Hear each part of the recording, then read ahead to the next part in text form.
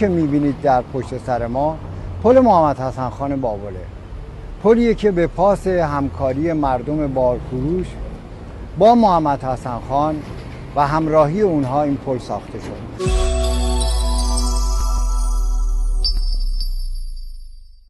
کریم خان زند به تهران فرار میکنه و محمد حسن خان در تهران هم کریم خان زند رو شکست میده و قبل از اون به اصفهان میرسه و اصفهان رو فتح میکنه. در شیراز در واقع پایداری قوم زندیه خیلی زیاد بوده. بین سرداران قاجار یک تفرقه ایجاد میشه و محمد حسن خان مجبور میشه عقب نشینی کنه و به اصفهان بره.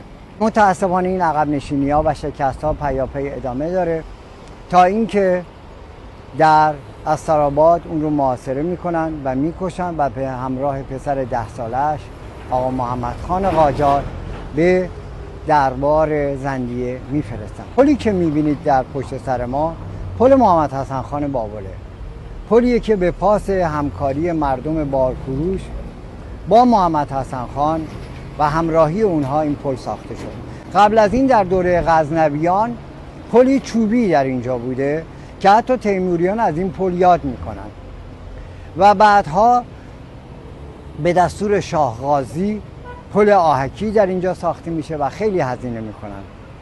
در نهایت به پاس همراهی مردم شهر بارفروش دستور میده با هزینه 12,000 تومان این پل رو بسازن.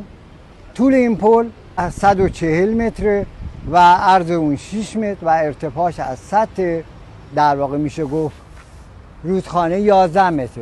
دارای 7 چشمه اصلی و 2 چشمه فرعیه و مناره هایی که در دو طرف پل شما ملاحظه میکنید، این مناره ها در واقع به جهت استحکام بخشی و مقاومت پل در مقابل فشار افقی آب ساخته شده.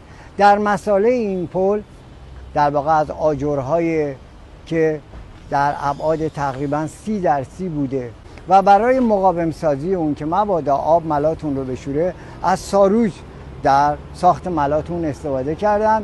روایت میکنن سفیده تخم‌مرغ در ساخت این پل استفاده شده. بله درسته، برای آب بندی شدن و مقاومت اون در مقابل آب. لایه نهایی در واقع این پل در اون از سفیده تخم‌مرغ استفاده می شده و علی قرار کل شما تصور کنید کل این پل رو با سفیده تخم‌مرغ می ساختن، نسل مرغای وابل زده میشه. امروزه این پل به عنوان یک پل تاریخی ثبت ملی شده و ازش نگهداری میشه.